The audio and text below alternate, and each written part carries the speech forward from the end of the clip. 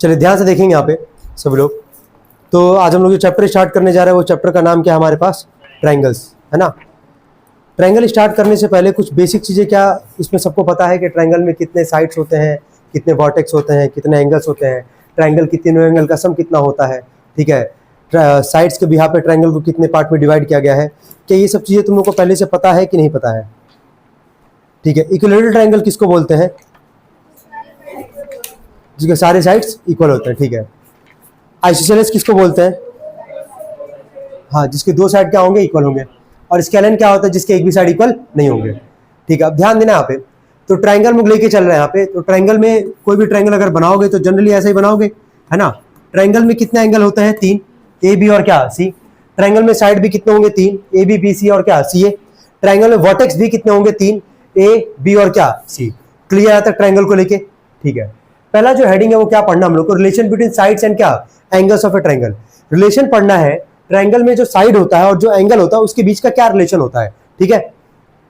देखो सबसे पहले आते हैं यहाँ पे, greater side has a greater angle. जैसे मान लो कोई ट्रायंगल हमारे पास, कोई भी ट्रायंगल है, पहला वाला लेके चलना, ये पहला वाले के लिए डायग्राम है, ये दूसरे वाले के लिए डायग्राम है, ठीक है। पहला नंबर 1 और वो नंबर 2। अब देखो क्या लिखा गया, ट्रायंगल है हमारे पास, ये बता यहाँ पे सबसे बड़ा साइड यहाँ कौन सा दिख रहा है, पहले वाले में कौन सा दिख रहा है, एसी। तो क्या बोला कि ग्रेटर जो साइड होगा उसका एंगल भी क्या होगा, बड़ा होगा। तो एसी का जो अपोजिट एंगल होगा, एसी का अपोजिट एंगल कौन सा है, एंगल बी। तो सबसे बड़ा एंगल कौन सा हो जाएगा, एंगल बी। जो सबसे बड़ा साइड होगा उसका अपोजिट एंगल भी क्या होगा, सबसे बड़ा होगा। क्लियर है। क्या यही वाइस वर्सा भी हम लोग कह सकते हैं कि नहीं कह सकते हैं, जो सबसे छोटा साइड होगा उसका अपोजिट एंगल भी सबसे क्या होगा, छोटा एंगल होगा। तो इनमें ये बताना है तुमको, सबसे छोटा साइड तुमको यहाँ पे क्या दिख रहा है, एसी। तो यहाँ पे सबसे छोटा एंगल भी क्या हो जाएगा तुम्हारा बी। क्लियर है कि नहीं क्लियर है दोनों के लिए, कोई डाउट यहां तक किसी को। सबसे बड़ा साइड का अपोजिट एंगल सबसे बड़ा, सबसे छोटा साइड का अपोजिट एंगल क्या, सबसे छोटा। थर्ड वाला पढ़ेंगे सब लोग, क्या लिखा गया पढ़े।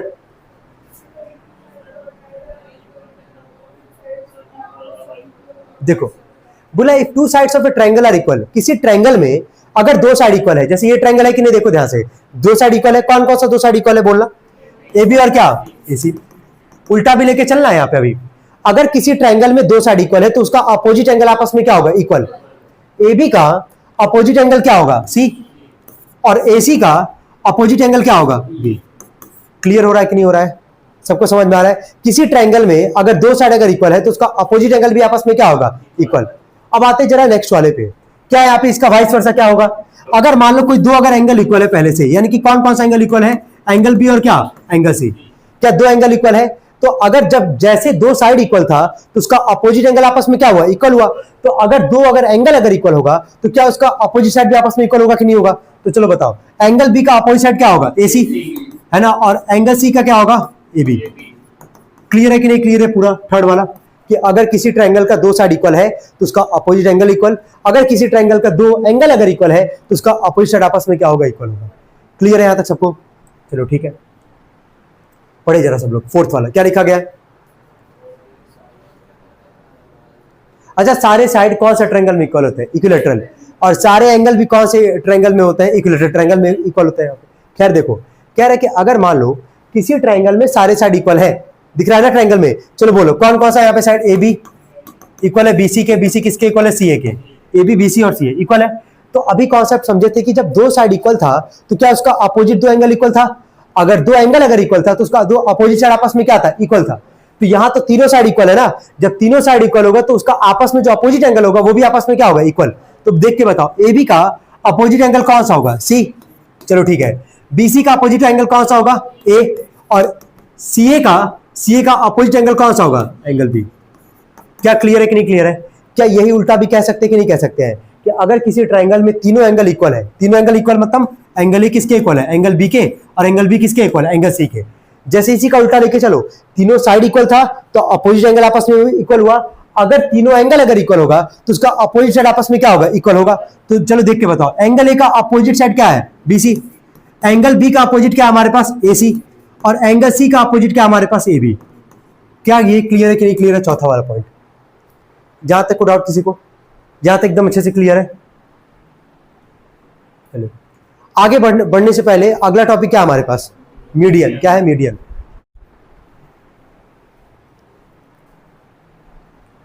ठीक है, अगला क्या है हमारे पास, मीडियन। क्या है, मीडियन। जैसे मान लो मीडियन है, मीडियम नहीं है, मीडियन है, MEDIAN, मीडियन। जैसे ट्रायंगल है हमारे पास, दिख रहा है ट्रायंगल, किसी एक वर्टेक्स से, किसी एक वर्टेक्स, 3 वर्टेक्स होता है ना, A B और क्या सी, किसी एक वर्टेक्स से किसी एक साइड पे लाइन ड्रॉ करेंगे। क्या ड्रॉ करेंगे, लाइन। वो जो लाइन होगा वो साइड को 2 इक्वल पार्ट में डिवाइड करेगा। देख लो यहाँ पे ABC ट्रायंगल पहले बनाए होंगे हम, यहाँ पे शॉर्ट फॉर्म में बना दे रहे हैं। ABC ट्रायंगल पहले बनाए होंगे, वर्टेक्स ये है हमारा, ये साइड क्या है, BC पे एक लाइन ड्रॉ किए कि नहीं किए, ठीक है। अब इसका नाम क्या लिखा गया है, D। क्या लिखा गया, D। तो जैसे लाइन ड्रॉ हुआ है D, AD जो लाइन ड्रॉ हुआ है BC पे, ये इस पूरे साइड को, जो BC साइड था उसको 2 इक्वल पार्ट में क्या कर दिया, डिवाइड कर दिया। कौन कौन सा 2 इक्वल पार्ट हुआ, BD और क्या, CD। क्या मीडियन का मतलब क्लियर है कि नहीं क्लियर है। वर्टेक्स है, 3 वर्टेक्स है, कहीं से भी लाइन लेके जा सकते हो, याद रखना। हम A से लेके गए हैं, B से भी लेके जा सकते थे और C से भी लेके जा सकते थे, तो ठीक है। देखना AD यहां से A से एक वर्टेक्स है, वर्टेक्स A से लाइन ड्रॉ किए BC वाले साइड पे, तो इस BD को, इस पूरे BC साइड को कितने इक्वल पार्ट में डिवाइड किया, 2 इक्वल पार्ट में डिवाइड किया। इसका मतलब क्या है, समझ में आ रहा है ना, कि BD जो है वो किसके इक्वल है, CD के। BD किसके इक्वल है, CD के। मीडियन का काम ही कि 2 इक्वल पार्ट में क्या करेगा, डिवाइड करेगा। क्या यहां तक क्लियर है। अच्छा, आगे देख लो, मीडियन का डेफिनेशन लिखा गया है, क्या है, the median of a triangle corresponding to any side. 3 side है ना हमारे पास, किसी वर्टेक्स से किसी भी दूसरे साइड पे लेके जाओगे, कोई दिक्कत नहीं यहाँ पे, है ना। जैसे हम A से कहां लेके गए, BC पे लेके गए, तुम B वर्टेक्स से कहां पे लेके जा सकते थे, AC पे। C वाले वर्टेक्स से कहां पे लेके जा सकते थे, AB पे लेके जा सकते थे ना। किसी वर्टेक्स से तुम अपोजिट साइड पे, जो भी इसका अपोजिट साइड होगा वहां पे एक लाइन ड्रॉ करोगे, वही क्या कहलाएगा, मीडियन। और मीडियन का काम है क्या, कि पूरे साइड को 2 इक्वल पार्ट में क्या करेगा, डिवाइड करेगा। क्लियर है, मीडियन का मतलब क्या है, पढ़ लेना आगे। Is the line joining the mid point of that side with the opposite vertex. अब सी बात है, अपोजिट वर्टेक्स अभी समझे हो क्या, 2 जो है डायग्राम अभी हम जस्ट बोले हैं, क्या वही यहां बना है कि नहीं बना है।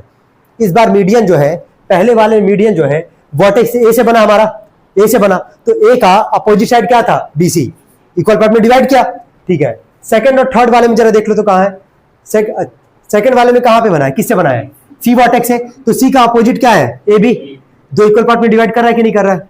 और A कहां से बना है, B से, तो B का जो B वर्टेक्स है उसका अपोजिट साइड क्या हमारे पास, AC, तो क्या 2 इसको इक्वल पार्ट में डिवाइड कर रहा है कि नहीं कर रहा है। क्या ये क्लियर है सबको, क्या मीडियन क्या होता है सबको क्लियर होगा यहां तक। चलो ठीक है, अब आगे देखना, पढ़ेंगे इसको सब लोग। क्या लिखा गया, इसको पढ़ो, सेंट्रॉइड। अब ध्यान दो, सेंट्रॉइड है क्या, पहले उसको समझा दे रहे हैं।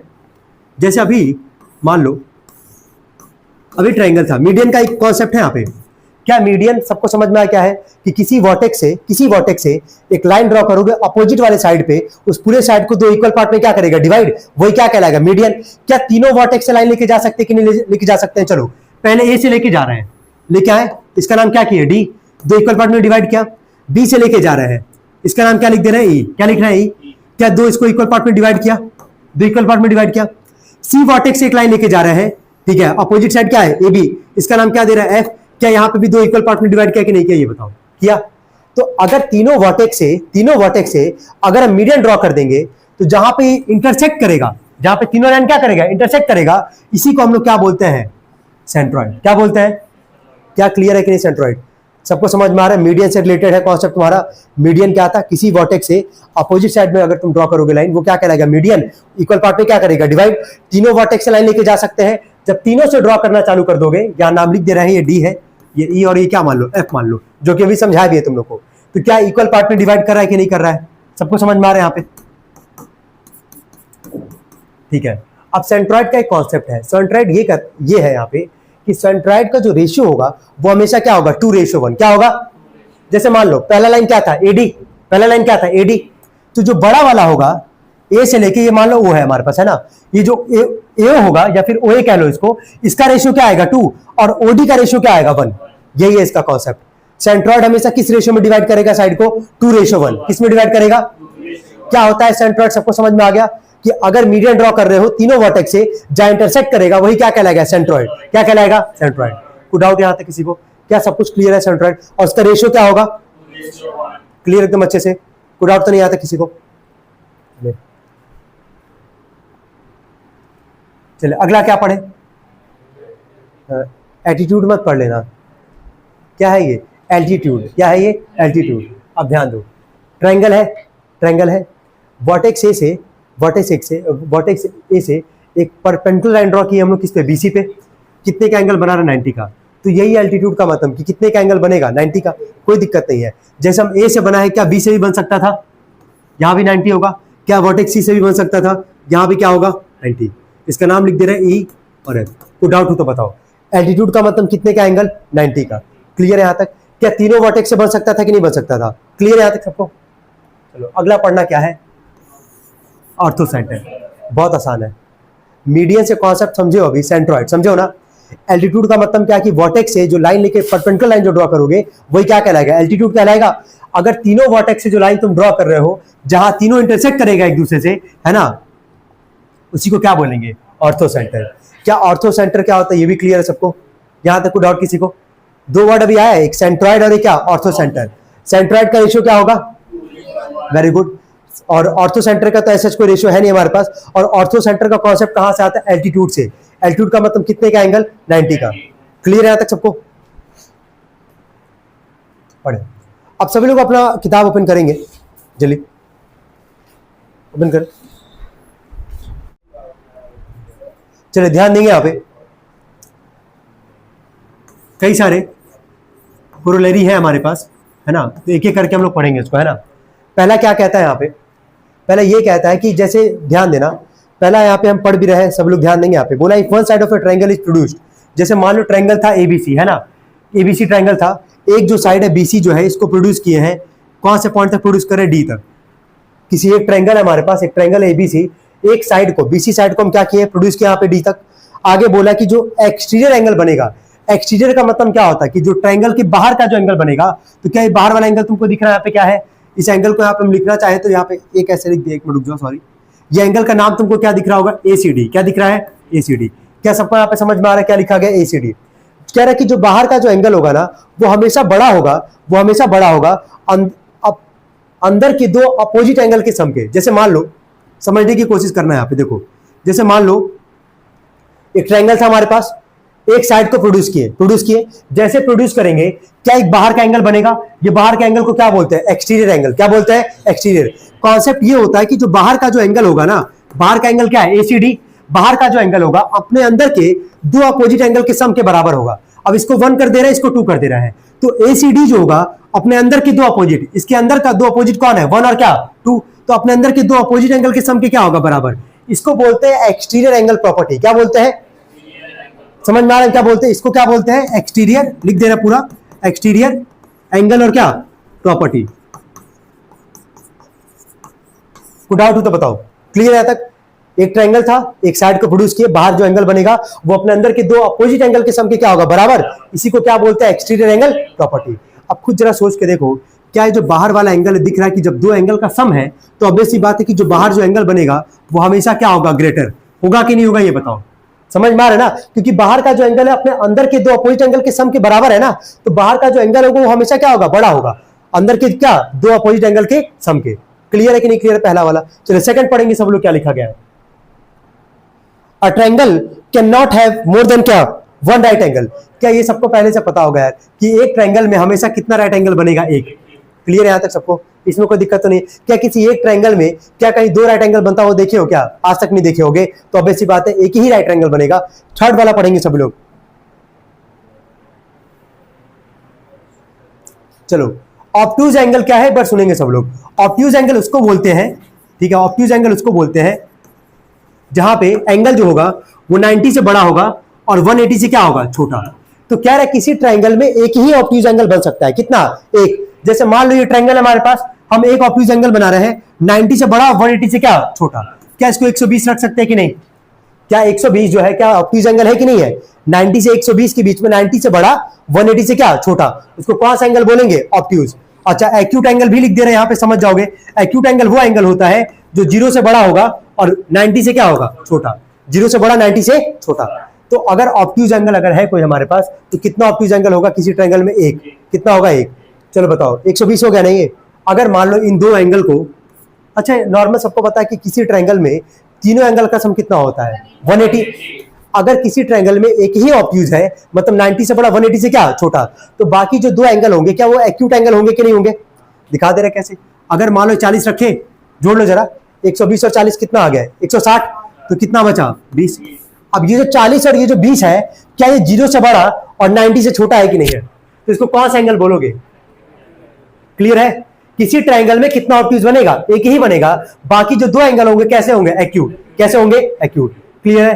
तुम्हारा लग रहा है ज्यादा क्लियर हो जा रहा है, अच्छे से खुश लग रहा हो। चलो ठीक है, आगे पढ़ेंगे सब लोग। पांचवा वाला पढ़ेंगे सब लोग। पांचवा पढ़े, अभी जस्ट समझाया, तुरंत ही यही डिस्कस किया। यहां पे कोई दिक्कत है यहां तक?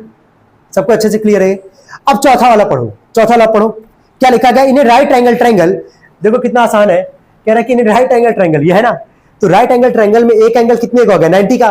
तो बाकी जो दो बचा होगा उन दोनों का सम किसके इक्वल आएगा? 90 के। तभी तो 90 और 90 मिला के कितना आएगा? 180। क्योंकि ट्रायंगल के तीनों एंगल का सम होता कितना है? 180। जब एक 90 है तो बाकी दो का सम कितना आएगा? 90। कोई डाउट यहां तक? क्लियर एकदम अच्छे से? चलिए नेक्स्ट पढ़ते हैं आगे। पढ़े सब लोग? लास्ट वाला चलो हम समझा दे रहे हैं, मत पढ़ो। पढ़ोगे टाइम जाएगा। या देखो, दो ट्रायंगल है, दो ट्रायंगल में बताओ क्या दो एंगल इक्वल है कि नहीं? पहले से बताओ कौन कौन सा एंगल किसके इक्वल है? एंगल बी किसके इक्वल है? एंगल ई के। और एंगल सी किसके इक्वल है? एंगल एफ के। किसी दो ट्रायंगल में अगर एंगल इक्वल है पहले से, तो तीसरा ऑटोमेटिक इक्वल हो जाएगा, बात खत्म। ठीक है, तीसरा एंगल कौन सा बचा यार? ए। तो एंगल ए जो होगा वो किसके इक्वल होगा? एंगल डी के। क्या कॉन्सेप्ट क्लियर है कि नहीं क्लियर है बताओ? क्लियर यहां तक सबको? यहां तक में कोई भी डाउट है किसी को? एकदम अच्छे से क्लियर है? ठीक है, आगे बढ़ते हैं। अब आते हैं कॉन्ग्रुएंसी। किस पे आते हैं? कॉन्ग्रुएंसी। सबसे पहला क्या है? Side side side. ध्यान से समझते जाना, बहुत आसान है ये, ऐसा नहीं कि तुमको समझ में नहीं आएगा।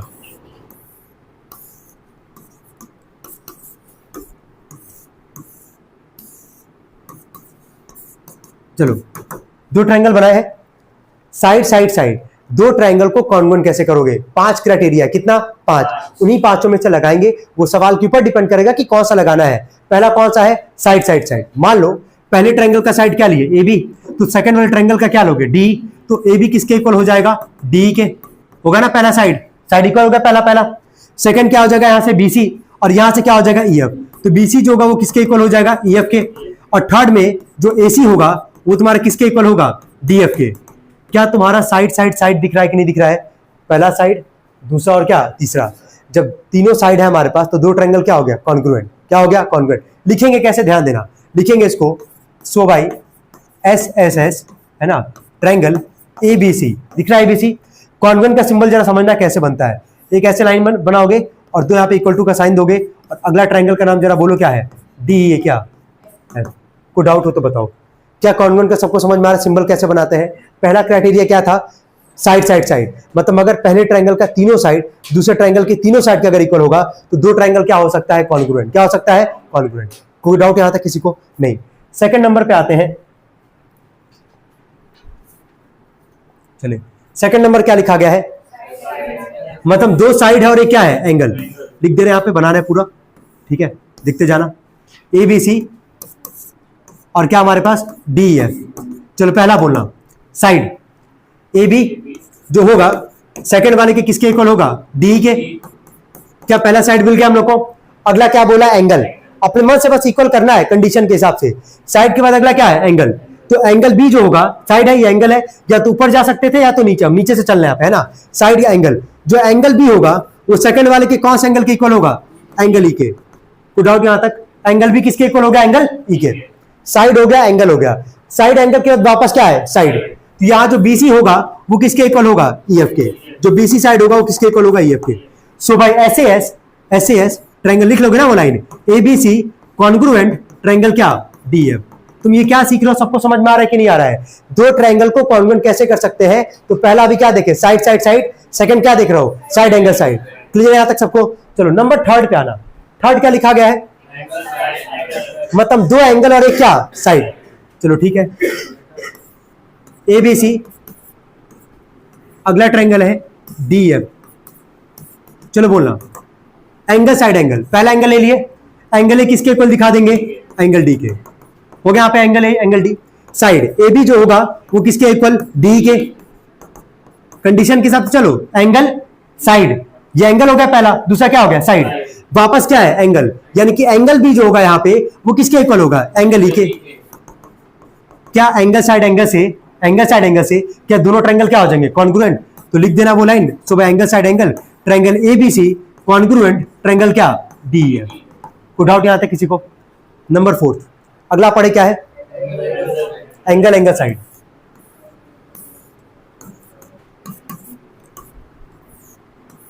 अब लिख लोगे, बस तुम लोग से डिस्कस कर रहे हैं लाइन से, बस एंगल एंगल साइड। चलो नाम बोलना। एंगल हो गया एंगल ए, उधर से बोलो कौन सा एंगल? Angle D.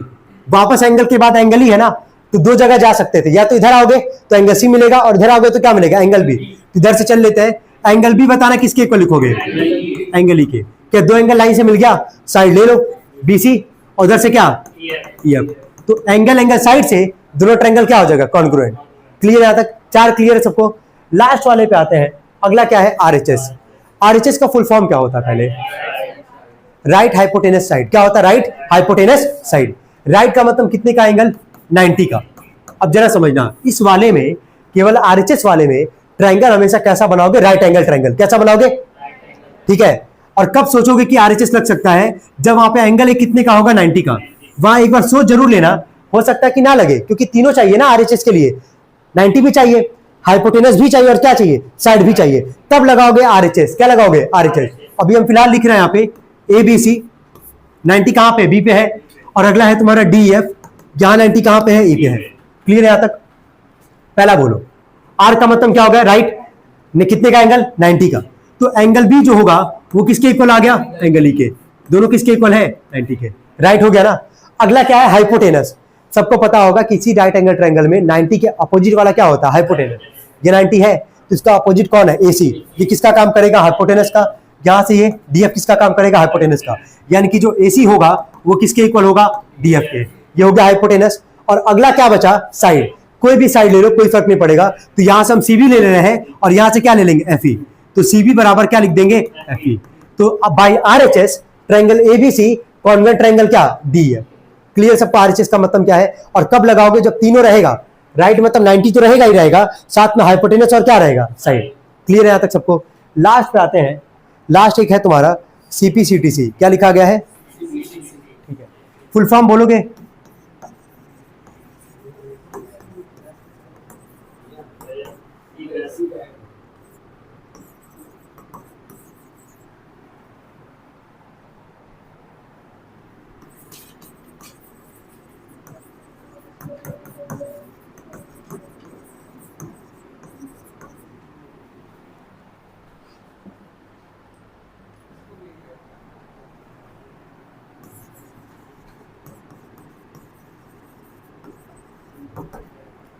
पढ़ लो जरा क्या लिखा गया। फुल फॉर्म पढ़ो जरा क्या लिखा गया।